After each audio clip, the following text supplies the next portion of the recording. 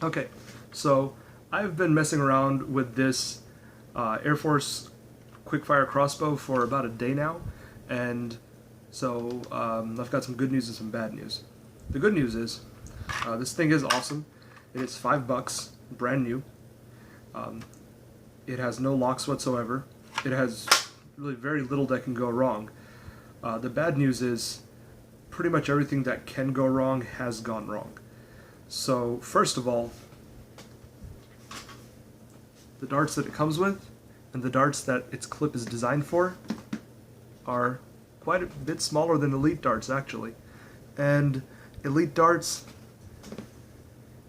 as well as aftermarket darts that are sized like Elites, including USCs and ACCs, do not actually feed into this gravity-fed clip properly. So this scope is actually a clip, and the darts are supposed to just drop down in here, and they don't.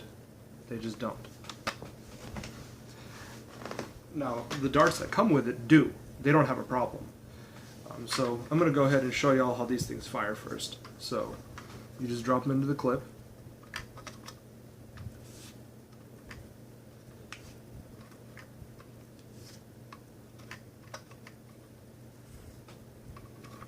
And 5 darts fit inside it. And again, this is a gravity-fed clip. This does not require a spring. It's not a magazine. As you prime it forward, one dart drops down. Let's go ahead and fire that. And then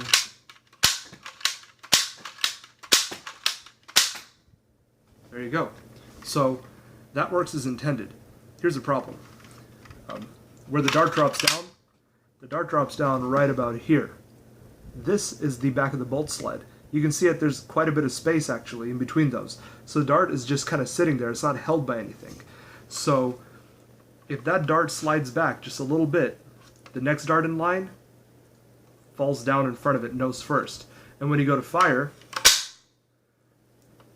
the band jams and cuts the dart that's in front.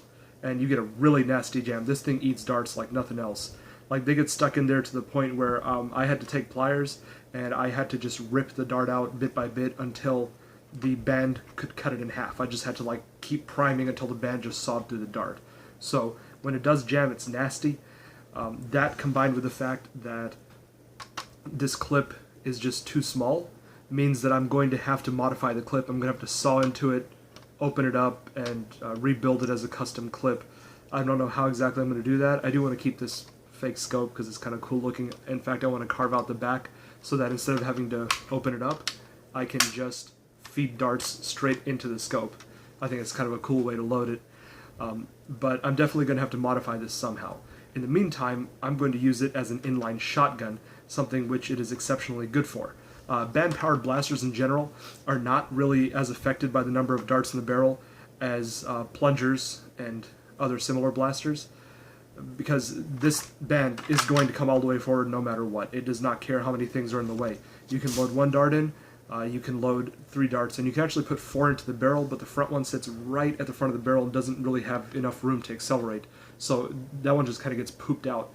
But 3 darts in the barrel, those will fly surprisingly well. They will fly close to like more than 75% of the effective range of a single dart. So I'm going to go ahead and load 3 conventional darts in there to show you how I'm going to be using this thing. So we've got an Elite, an ACC, and a USC. So first, I prime it forward to make room for them. Drop in the Elite first, then the USC, then the ACC, and let's see. And all 3 of them fired. And all 3 of them had a nice spread of about 15 degrees or so. So it's actually pretty decent for semi-close quarter combat.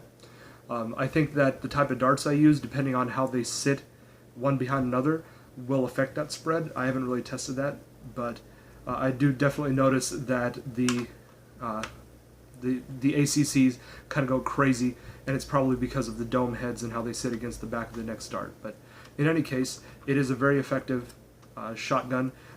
With its current barrel, it can take 3 of these darts very easily. I might be able to get it to do 4 with an extension or something. That's something for later. But for now, what I definitely want to do is I want to completely remove this clip section, and I want to make it a smooth barrel so that there's nothing to get caught on. Because when it does, like I said, it's bad. That dart's gone.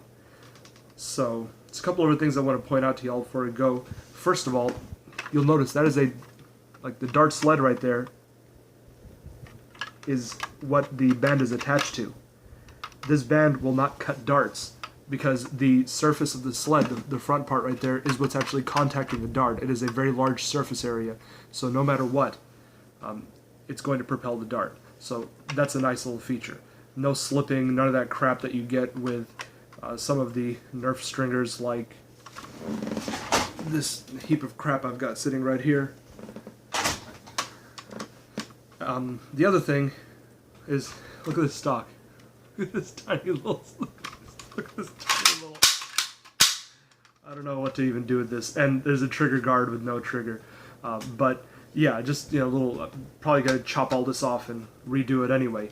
The last thing is that that horrible sound you're hearing, that dry fire, that is the sled hitting the back of the barrel. Gonna have to pad the crap out of that for sure. But otherwise, I mean, for $5, this is a great blaster. I highly recommend this as a modding project. You could do amazing things with this. So once again, this is the Air Force Quick-Fire Crossbow.